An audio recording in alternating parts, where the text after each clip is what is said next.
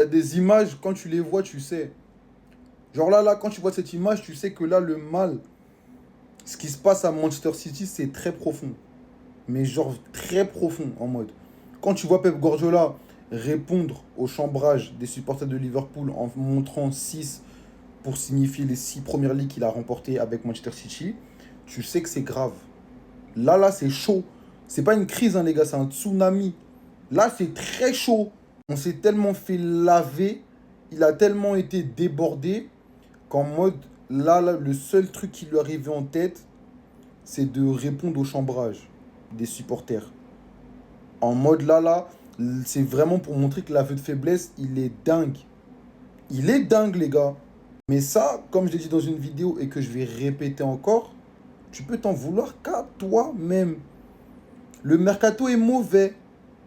Quand le mercato est mauvais, forcément, ça passe pas. Là, aujourd'hui, on voulait pas de cette fumée. La fumée était trop épaisse pour nos poumons. Et Guardiola, il le sait.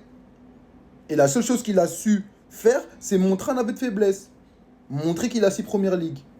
En fait, il savait très bien ce qu'il disait ce jour-là. On l'a pris pour un fou en début de saison quand il avait annoncé ça. On a même dit qu'il vivait pour les caméras, or qu'il avait juste la vision. Pep, en début de saison, l'objectif numéro un, c'est d'abord de finir dans le top 4. Le titre, nous verrons par la suite. Et lorsque tu regardes le classement de Première Ligue et la dynamique dans laquelle City est, et puis les matchs qui vont s'enchaîner, tu sais que là, actuellement, son combat, c'est le top 4. C'est de jouer le top 4. Et que le titre, hein, on verra vraiment après, et peut-être même pas. Parce que comme il l'avait si bien dit, le plus dur lorsque tu gagnes tout, c'est de remotiver tes joueurs à tout regagner. Quand tu viens de sortir de 4 premières ligues d'affilée, c'est vrai que c'est pas évident. D'ailleurs, je sais pas si c'est lui qui dit ça, mais il me semble que c'est lui. Je sais que beaucoup d'entre vous, vous allez me dire non, c'est juste l'absence de Rodri qui fait tout. Non, les gars, on va pas tout cacher sous l'absence de Rodri. Beaucoup de joueurs arrivent en fin de cycle. De Bruyne, s'il est pas blessé, il fait que des entrées en jeu. Tu sens qu'il est vraiment sur la fin. City, ils ont récupéré un faux Gundogan provenant du Barça, comme le dirait mon frère Cleaver. Kyle Walker, n'en parlons pas. Il joue avec une ceinture explosive à chaque match. Très souvent, il sème le chaos. Carrément, je soupçonne même d'avoir été là le 11 septembre. Mais bon, on garde le bon soupçon.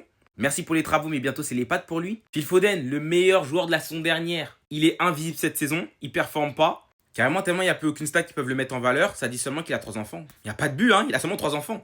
Défensivement parlant, City, c'est la catastrophe. Après, vous allez me dire qu'il y a eu les blessés. Ok, il y a eu les blessés. Mais toutes les équipes subissent des blessures, vraiment. Chelsea, quand on était dans le fin fond de la première ligue, qu'on avait 1 milliard de blessés, vous n'étiez pas aussi indulgent avec nous. Vous ne trouvez pas autant d'excuses. C'est clair que là, City doit recruter. On savait qu'on arrivait peut-être à la fin d'un cycle avec Guardiola. Il a renouvelé. Et s'ils veulent se relancer, c'est clair, il va falloir recruter. C'est la meilleure équipe du monde. C'est juste la meilleure équipe du monde. Cherchez pas à droite à gauche. Liverpool qui éteint Manchester City à Anfield. Je suis franc avec vous, je pensais que City allait gagner aujourd'hui. Je pensais que c'était le match du réveil pour Guardiola et son équipe. Mais je suis bête en fait. Vous avez vu cette équipe jouer? À quel point ils sont au-dessus de Manchester City? Jusqu'à je me demande, est-ce qu'ils sont pas dopés? C'est pas possible de courir autant. Vous avez vu l'intensité que Liverpool a mis en première mi-temps? Ils ont roulé sur City. Et le mot est faible. Ils les ont piétinés. Supérieurs dans tous les niveaux. Dans l'intensité, dans les duels, dans le pressing, techniquement, dans la possession, dans les actions dangereuses. En fait, dans tout, Liverpool était supérieur aujourd'hui.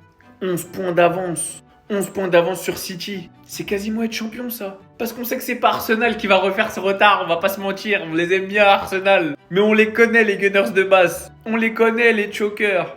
Salah, qui fait même pas un grand match. Il vient, il pose son penalty, il l'a raté contre le Real, il revient en patron. Il retire, lui. Pas comme quelqu'un qui n'a pas tiré son penalty aujourd'hui.